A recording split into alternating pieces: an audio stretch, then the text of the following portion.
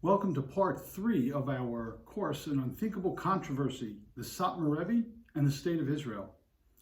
In part 1, we took a look at the centrality of the State of Israel as an important part of our religious experience and saw that in remarkable contrast, the Satmar Rebbe and Satmar Hasidim, as well as other Hasidic and even non-Hasidic groups, in fact view the State of Israel as a preventative to the redemption of the Jewish people.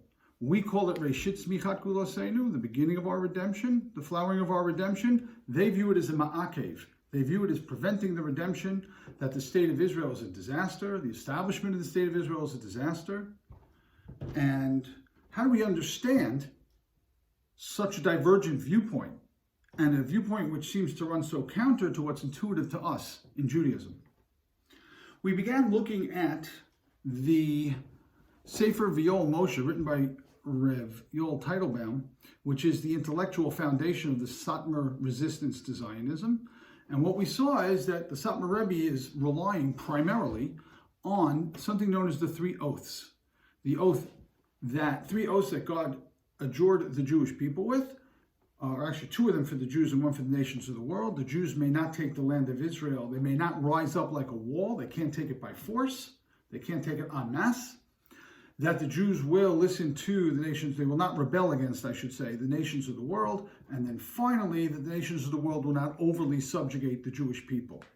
These three oaths, according to Rav Yoel Teitelbaum, seem to contradict the whole Zionist project. The whole Zionist project is Yalu Kechoma, that they should go up and take the land of Israel by force if necessary.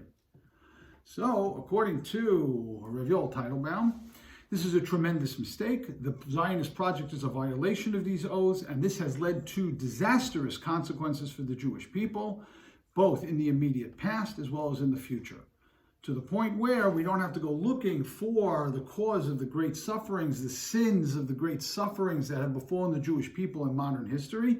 It's because of Zionism. Okay, that's his position. How is it that we as religious Zionists understand the three oaths, and what is our response in general to this rejectionist, anti-Zionist approach of our fellow Jews? I want to return, in order to address this, I want to return to the three oaths themselves. It's up on your screen right now. We're in the second paragraph, and I'm reading only the bold words. That is necessary for that which was taught by Rabbi Yossi, the son of Rabbi Chanina. Okay. Rabbi Yossi, the son of Rabbi Chanina, teaches this lesson about the three oaths. Rabbi Yossi, the son of Rabbi Chanina. Now, it's very, very interesting.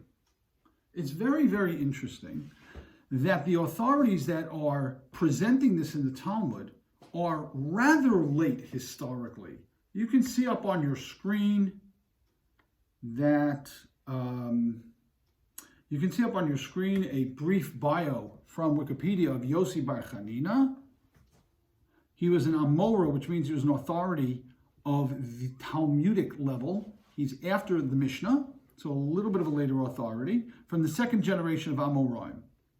He was a disciple of Rav Yochanan Bar Nafcha and served as a Dayan religious judge. He was ordained as a rabbi by his own rabbi, Yochanan Bar Nafcha. Okay, skip down just a little bit. This is how he also got to know Rav Shimon ben Lakish. Right? So Rav Yossi ben Chanina and Shimon ben Lakish were contemporaries. Shimon ben Lakish, as you can now see on your screen, Shimon ben Lakish, who's one of the most famous Amoraim, lived from 200 to 275 AD. He was in the second generation of Amoraim, and again, 3rd century of the Common Era. Now, this is very strange. The reason why it's strange is that there were many earlier authorities who could have taught this. Authorities who lived, we have Talmudic authorities who lived much before this. It is a lesson that is being taught by someone living in the 3rd century of the Common Era. There were people in the 2nd century who could have taught it, in the late 2nd century or even the early 3rd century, but it waits until you get to Rav Yossi Bar Chanina, who's in the 2nd generation of the Amoraim. And what does it mean to be in the 2nd generation of the Amoraim? It means that after the closing of the Mishnah, you had some people who were sort of Tanaim, sort of Amoraim. They were sort of Mishnah authorities, but they were also Talmud authorities because they lived after the closing of the Mishnah. And then you get a 2nd generation of Amoraim who lived after them. So, my question is as follows. This central teaching of Judaism, that the Jewish people, after the destruction of the temple, the Jewish people should not try to bring about the Messianic age by force. They should not rebel against the nations of the world. These oaths are being recounted to us by somebody living in the middle of the 3rd century. The temple was destroyed in 70 of the Common Era. Someone could have taught it earlier. For that matter, you had the Bar Kokhba rebellion, which tried to take back the land, actually successfully took back the land of Israel for a couple of years. Nobody teaches it right after Bar Kokhba. I withdraw that. So you have that rebellion as well. Why is this teaching later? Okay. Let me ask a more substantial problem. This teaching is after the destruction of the first temple in 70 of the Common Era, and this teaching is after 70 of the Common Era. The Bar Kokhba rebellion was in 130 of the Common Era. 130 of the Common Era. Rav Yossi Bar Chanina lives somewhere in the 3rd century of the Common Era. Here's my question. If these oaths were placed before the Jewish people based on Solomon's prophecy for later on, if these oaths were placed before the Jewish people, which means that they already existed. These oaths already existed before the destruction of the temple. As a matter of fact, they existed before the destruction of the first temple. Okay, now the construction of the second temple did not involve rebellion. It did not involve taking the land of Israel by force or mass immigration. Only about maybe 10 to 15% of the Jewish people went back to the land of Israel. Most of them stayed in Babylon. Okay, and then you have the destruction of the second temple, and then you have Bar Kokhba. Now, Bar Kokhba rebelled against the Romans. They tried to take the land of Israel by force. Right? 130 of the Common Era. Rabbi Akiva was the leading rabbinic authority on behalf of the Bar Kokhba rebellion. The Bar Kokhba rebellion itself would have seemed to have been a violation of these oaths. How could it be that Rabbi Akiva, the great Rabbi Akiva, and many other rabbis who supported the rebellion, how could they have supported this rebellion if there were pre-existing oaths against doing such a thing, against rebelling against the nations of the world? How could they do such a thing? Rabbi Akiva and those who were with him, those other rabbis, are clearly in violation of the very oath that it is proposed was adjured to the Jewish people based on the prophetic vision of King Solomon. Well, if this oath was really given to the Jewish people, God really made the Jewish people take these oaths, one has to ask, when did these oaths happen? It couldn't have happened before Bar Kokhba, because if the oaths happened before Bar Kokhba, then Bar Kokhba, and for that matter Rabbi Akiva and the other sages, were clearly in violation of these oaths.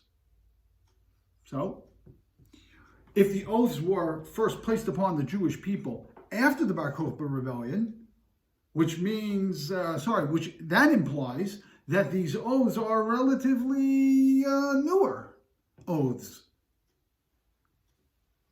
So, the problem that we have is as follows. If these oaths are really rooted in these verses, and these oaths are really something which was given to the Jewish, placed upon the Jewish people, it could have been done before the end of the Bar Kokhba rebellion, or Rabbi Akiva and his supporters of Bar Kokhba, they would have clearly been in violation of the oath. But there's a further question. When did these oaths happen? like really happen, right? If you take a look in the text of the Talmud, I'll bring it up on the screen again. The last of them is, he adjured, the Holy One, blessed be he, adjured the nations of the world that they should not subjugate the Jews excessively. Right? So how did that go down exactly? I don't know. It's not like somehow or other there was a United Nations proposal. It's not like somehow or other all the nations of the world were brought together and had a revelation. You know, this midrash is very similar to another midrash we have that we talk about on Shavuot a lot. And that is that there's a midrash that says that God first brought the Torah to, let's say, the Ishmaelites. And they said, hey, what's written in it? And it said, you can't steal. I'm not getting this midrash 100% right. Bear with me. You can't steal. They said, no, we don't want that. They took it to the Edomites. What does it say? The Edomites. What does it say? God says you can't murder. No, sorry, we don't want that. And then eventually God brings it to the Jewish people. What do the Jewish people say? Na'aseh v'nishma. We will do it, and then we'll seek to understand wherein we want to do this. Right? It's a famous midrash. And this midrash is impossible to take literally. It would require a revelation by God to Ishmael, to Edom, to other nations, a grand revelation that we are unaware of.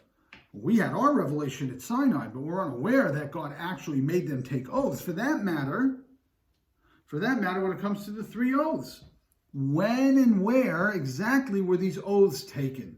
Can this possibly be literal? How does God make the nations of the world take an oath?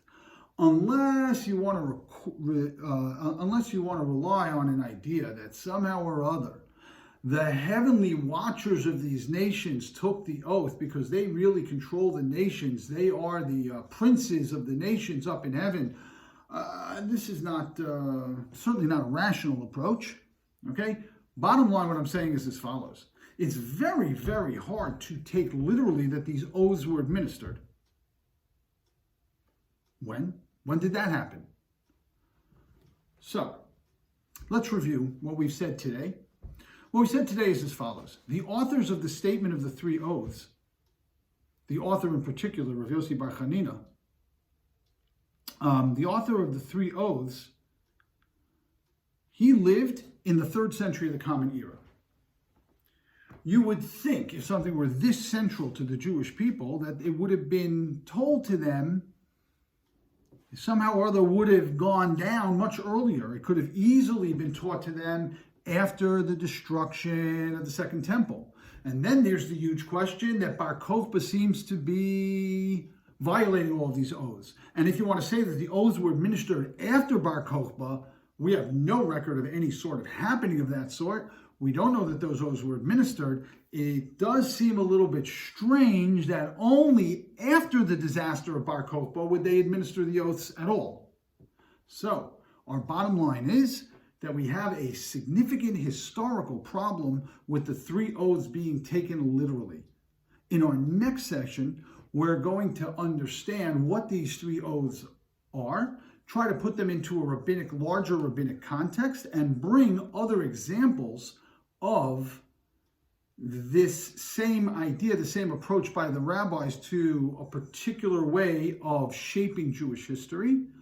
And through that, hopefully, we'll get a clear refutation of the idea that the three oaths are binding to the point where the project of Zionism is a violation of the Torah and a violation of the will of God. Thank you for being with us. We'll see you in the next session.